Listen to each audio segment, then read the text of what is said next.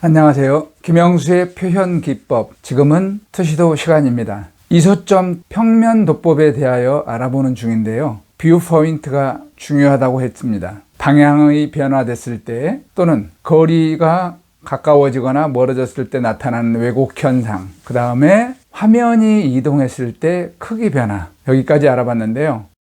오늘은 똑같은 평면과 인면의 주어진 상태에서 눈높이가 바뀌었을 때 어떻게 보여지는지 알아보는 시간을 갖도록 하겠습니다. 자, 이런 평면을 갖는데요. 오늘도 길기는 역시 30도, 60도 방향으로 하겠습니다.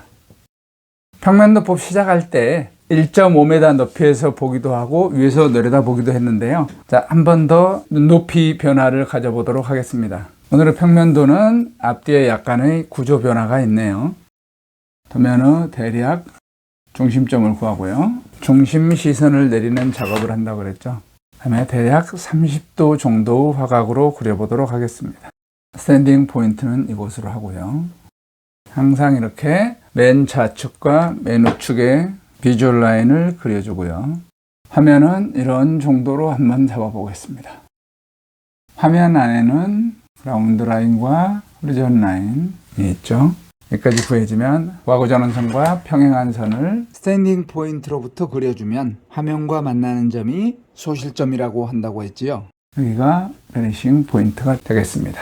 이쪽은 화면 밖으로 나가네요. 높이는 8m입니다. 먼저 올려다보는 거 1,501.5m 눈높이에서 보는 걸로 그려보도록 하겠습니다. 그라운드 라인과 수평선, 호리존 라인입니다. 이 물체의 높이는 8m입니다. 여기가 그라운드 라인이고요. 여기가 수평선이죠.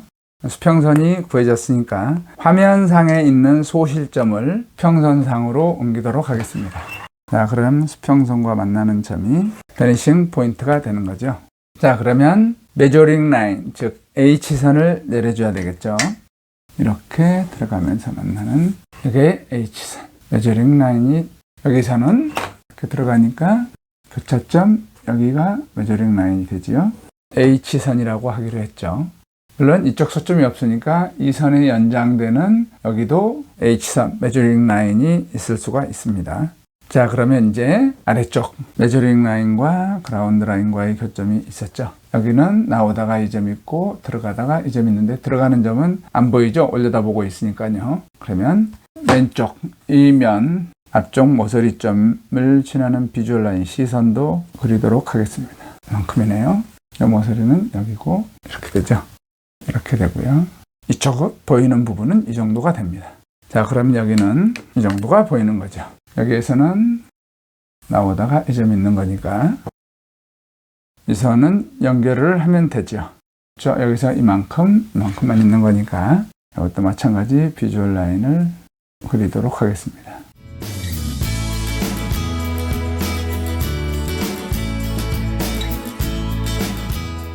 이 점은 구해져 있죠. 안으로 들어가면서 이 정도가 보이겠습니다. 자, 바닥 부분 보이는 거는 여기서 이만큼 이렇게 보이는 거고요. 이만큼도 보이죠.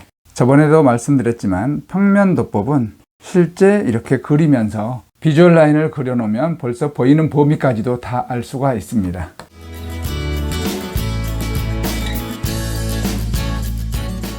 그러면 바닥 부분은 완성이 되었지요. 자, 윗부분을 한번 그려볼까요? 이 건물의 높이는 8m라고 했습니다. 그래서 높이 대입선을 이렇게 그려주면요. 메저링 라인, H선과 만나는 부분 이렇게 표시를 해주면 됩니다. 그럼 여기서 보면은 완성된 걸 알 수가 있죠.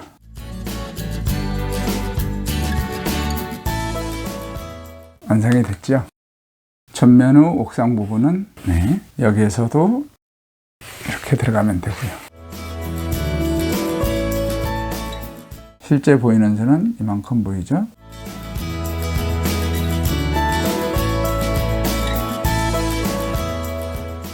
자, 이거는 이런 요철이 있는 대상물인데 뒷면의 특성은 나타나질 않았습니다. 앞쪽 부분만 변화가 그대로 나타났지요. 이거는 지금 1500 높이에서 본 형태로 그렸습니다.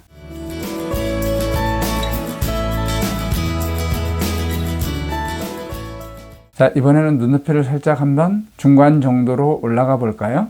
다른 조건은 다 똑같이 하는데요. 눈높이를 중간 정도로 한번 걸쳐 보도록 하겠습니다.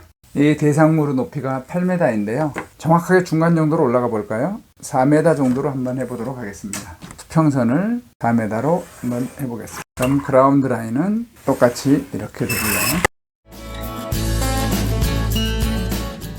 눈높이만 이렇게 대상무르 높이가 8m인데요. 딱 중간 정도 4m 높이에서 보는 시점으로 하도록 하겠습니다. 그래서 방향도 그대로이고 그 다음에 화면으로부터 대상물로부터 떨어진 거리도 똑같이 하고요. 그 다음에 화면의 위치도 똑같이 하겠습니다.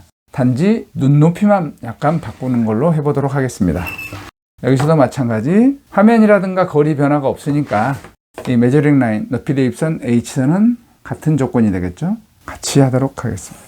그러면은 화면상에 있는 베니싱 포인트 소실점을 수평선으로 옮겨야 되겠죠. 여기가 베니싱 포인트가 됐습니다. 자, 그러면 대상무르 각점들 화면에 있는 것들을 끌어내려 줘야 되겠죠. 자, 그러면 높이 대입선 연결한 여기서부터 나오다가 이 점부터 여기까지 보이는 거죠. 여기하고 이쪽은 이 점과 이 점은 구해져 있죠. 그래서 요것들만 내려놓으면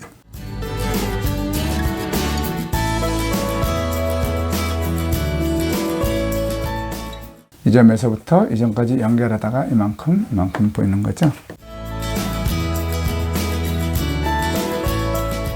이 부분은 보이는 건 아니니까 실제로 보이는 부분은 여기서 이 정도 보입니다. 그러면 옥상 부분을 해볼까요? 옆면 높이 대입선 연결을 해주고요. 만나는 점 여기하고 이렇게 됐습니다. 자, 여기서부터 나오다가 이만큼부터 이만큼 보이는 거죠. 여기는 나오다가 이렇게 있는 거니까요. 이 점과 이 점 구해놨습니다. 연결하다 보면 이만큼 보이는 거죠. 그럼 여기서부터 들어가다가 보이죠? 여기서도 마찬가지.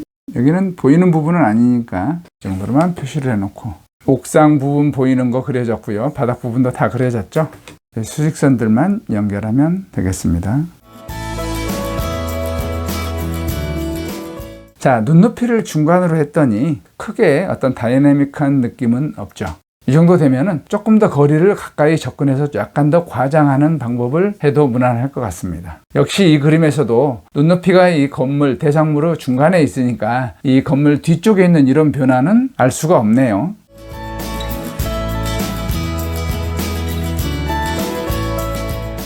자, 그러면 이번에는 눈높이를 지금 물체의 높이가 8m인데 한번 올라가서 그리는 방향으로 해보도록 하겠습니다. 이번에도 다른 조건은 다 동일하게 하겠습니다.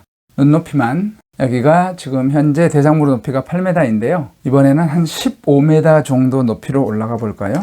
아니면 건물의 2배 높이 정도인 16m 정도 해도 되고요. 15m로 해보겠습니다. 그래서 그라운드 라인은 그대로 있고요. 눈높이만 바뀌는 거니까 여기가 평선이고 여기가 그라운드 라인입니다. 메저링 라인도 내려와야 되겠죠. 여기도 마찬가지입니다. 이거는 H선. 그라운드 라인과 만나는 지점은 여기였죠. 물체의 높이도 먼저 해볼까요? 물체의 높이를 이렇게 연결을 해주면 만나는 지점은 여기하고 여기였습니다. 자, 그럼 새로운 눈높이선, 수평선이 그려졌으니까 화면상에 있는 소실점을 마찬가지 또 내려줘야 되겠죠. 이 투시도에서의 소실점은 여기가 되겠습니다. 자, 그러면 눈높이가 여기 있으니까 이 점에서부터 나오다가 이 점이 있는 거죠. 그러면 여기도 먼저 내려놓도록 하겠습니다. 여기서부터 나오다가 이 점이 있는 거죠. 대상무르 높이가 8m인데 15m 올라가서 내려다보고는 그림이기 때문에 상당히 아래쪽까지 내렸네요. 자, 여기서부터 이렇게 됐습니다. 그러면 양쪽 건물 점은 구해놨으니까 이 점도 또 내려와야 되겠죠. 이쪽도 마찬가지. 이런 정도로 그려졌습니다. 이 점들도 다 내려와야 되겠죠. 이번에는 이 대상무르 옥상보다도 훨씬 위에서 보니까 이 뒷부분까지 다 보일 것 같습니다. 이 정도로 보이겠습니다. 자, 그러면 옥상 부분만 그리면 되죠. 뒤쪽도 다 보이겠네요. 일단 보이는 앞쪽 부분 그리도록 하겠습니다. 이만큼 보이는 거죠.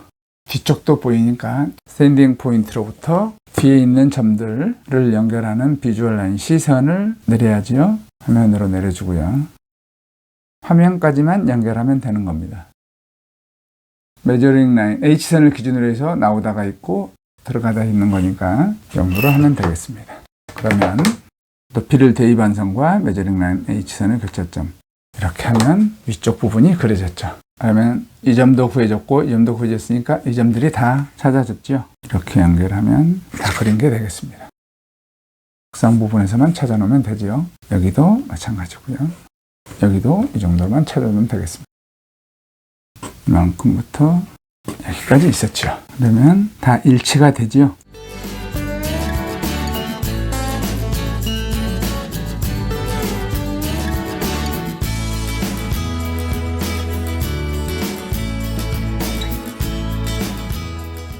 이 뒷부분도 이 정도가 보이겠네요.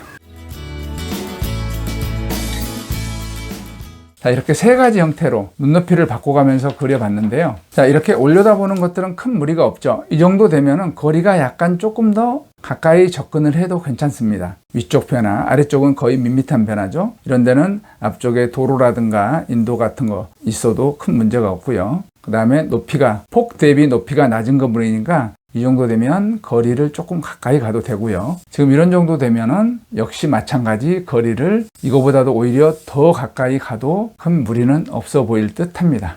오히려 마지막에 그렸던 이 그림을 위쪽은 안정감이 있는데 지금 하단부 바닥 쪽은 여기에 뭐 인도라든가 도로 같은 거, 화단이라든가 이런 것들이 들어간다고 하면 주차시설이 들어간다고 하면 왜곡 현상이 조금 심화돼서 나타날 것 같습니다. 이런 정도 되면은 이 정도 눈높이에서 본다고 한다면은 이런 거는 거리를 조금 더 멀리 떨어진 형태로 잡으면 더 큰 무리가 없습니다.